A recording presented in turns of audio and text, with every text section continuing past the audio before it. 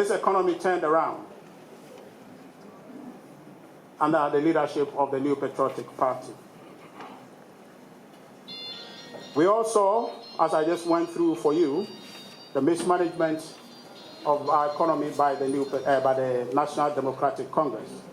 And I'd like to pause here and let you know that when you hear us call the NDC incompetent, they've earned it. We didn't just foist it on them. The numbers that I just went through for you demonstrate that they were incompetent.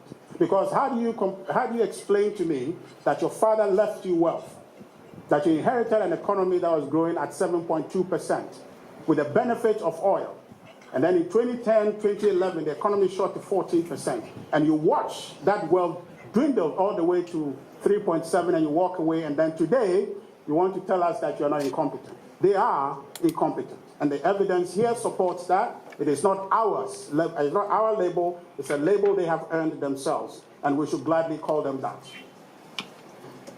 Under the new Patriotic Party, let me use the same sources of data that I used to explain to you what the NDC has done, how they have mismanaged the economy, to demonstrate to you how is it the NPP was turning around the economy.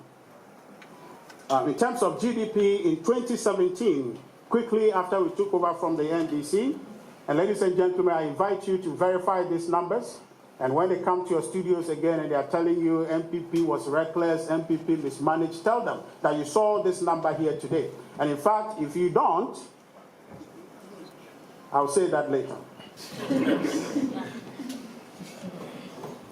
In 2017, we grew this economy at 8.1% compared to the 3.7% 2016. So it wasn't as if there was a growth momentum we inherited. The economy was contracting.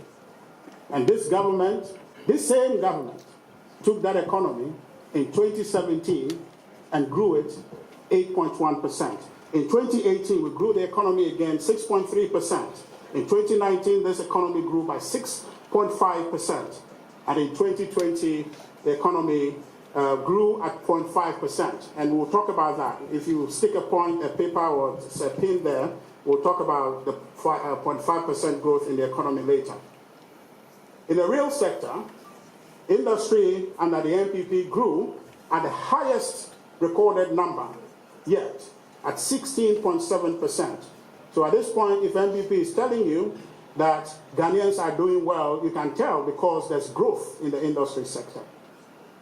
Albeit not everybody, but you look at the growth trajectory, you see that a significant number of people can find space in a 16.7% growth to find employment and to build their own capacities to do well economically.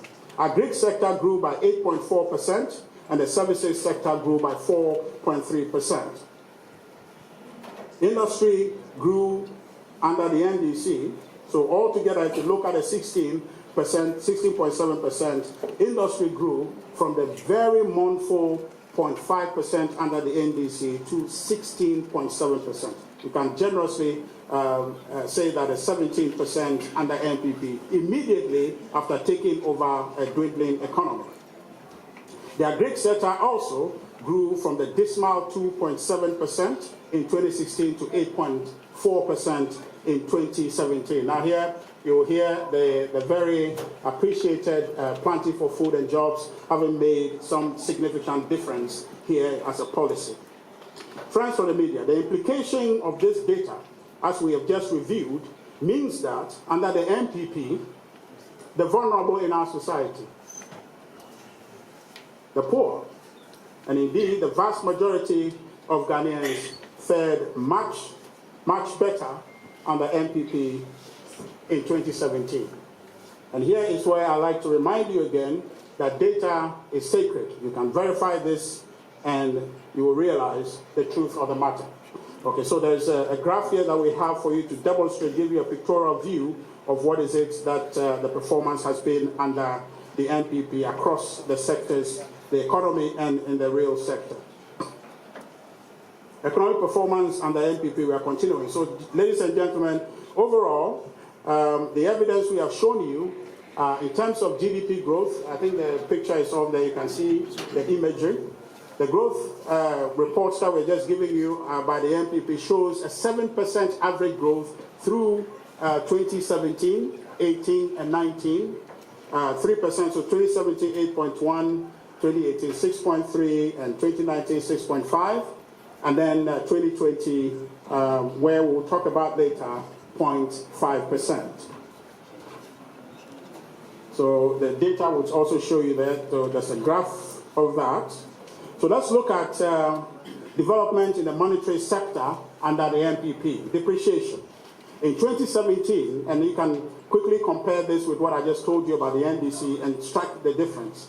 In 2017, our city depreciated 4.9%, way below what the NDC reported.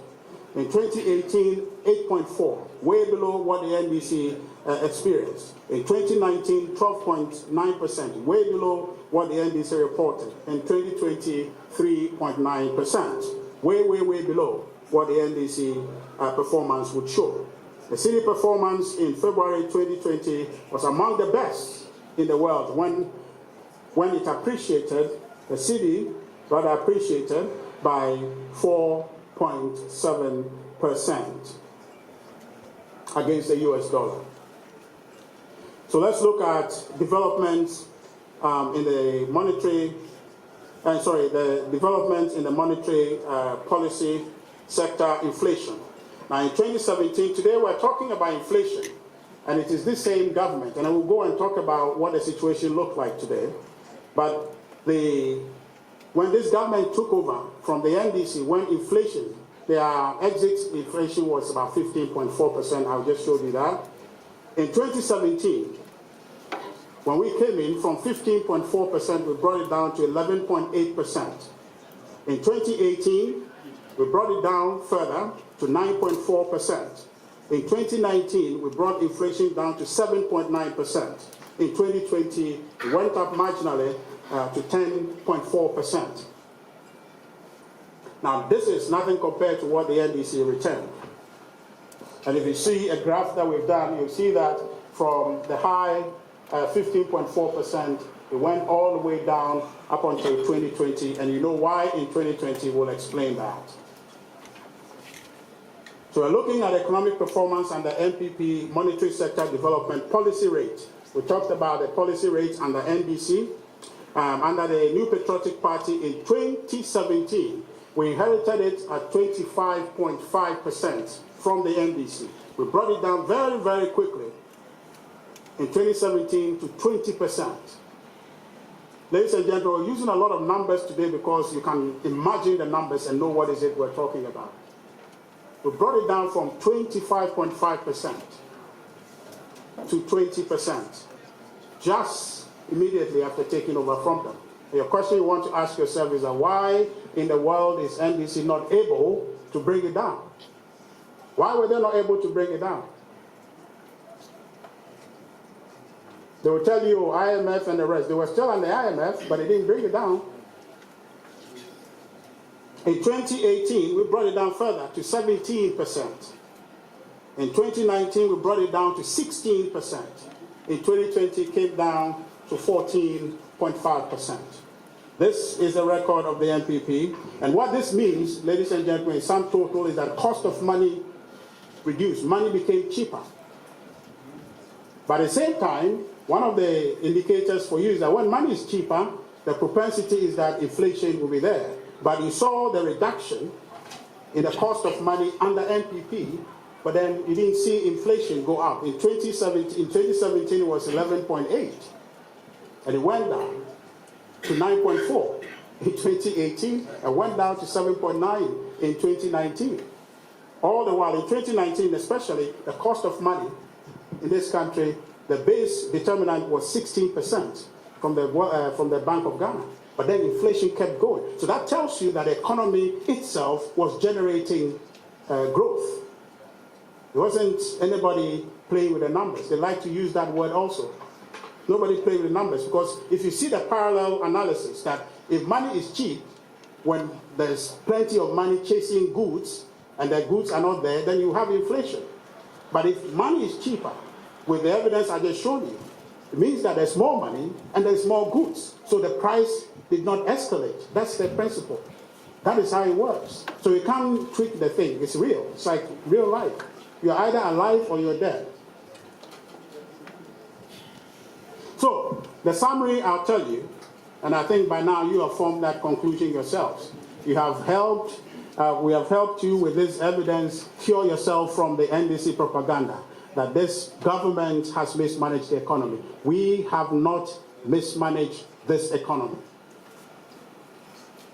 Ladies and gentlemen, this MPP government has not mismanaged this economy. Anybody who tells you that, and if you dare believe that, then you are failing to appreciate the numbers. And we have shown you the numbers. And all of us here can analyze it. We can see what 1 means, what 2 means, what 3 means. And the difference between 1 and 2. We can see it. The numbers don't lie. So under the MPP, on all fronts, our economy grew and performed well, and Ghanaians, given the real sector performance, did and fared much, much better under MPP up until the disruption in our lives by COVID-19 in this country. Let me take a minute. Also, there's a thing the NDC talked about a lot. Also about, oh, we have borrowed recklessly, and the thing about where we are now, MPP has borrowed and we have borrowed. It's not true. With all humility, it is not true. And we'll go through a few numbers for you, my friends. You know the NDC says this, so I'm not telling you anything strange. They say these things on your platform, so you know that they say that MPP has borrowed a lot. And I'm telling you, in all humility, in all honesty, that it is not true. And the data I'm going to use is common data. You can find it. They too can find it. If they dispute it, they should bring it so we can discuss it. And I hope that going forward, when we are doing these discussions on your platforms, you will ask us for evidence. And you will have the evidence so we can measure who has the right evidence and who is making it up. The fact is simply that the MPP has not overborrowed. But let's do that again with data. And I don't know if the graph is out here. It'll be difficult for you to see it over here, but I'll try and go through for you. Now, if you see from the first one, so there are 3 sets of graphs. And about three sets, every graph will add 1 year to it, so that we can explain it for you. This is when they went to IMF, and so they were forced to bring it down. I was trying to hustle a document I had from 2016. At some point, the NDC wanted to borrow money, went to IMF, and it was declined. Okay? So they were forced, literally, to bring borrowing down to 26% in 2015. So they were forced to reduce borrowing. They were borrowing freely before we got to the IMF. And so in 2016, further were forced to bring it to 22%. And then we took over in 2017, we brought it down further to 16.6%, still under the IMF situation. And now the question I ask is that, is the same IMF? And they say, if they say we are borrowing a lot, why is it that 2 years under the IMF, they kept it still high? They were only able to manage a 4% decrease from 2014 to 2016. And we came in 1 year. We brought it from 22 to 16.6%. I'm sure you are beginning to see a picture of who borrowed more. In 2018, we brought it down further again to 14.5%. And here in 2018, you see that little drop on top of the graph, the tall one there, tells you the effect of the banking sector cleanup. And there's about some 21 or 25 billion that was spent to restructure the banking sector. And ladies and gentlemen, I have to tell you, even though the NDC like to foist it on us, they created a mess. They created a mess in the banking sector because our history suggests that the banking sector was given a life by us.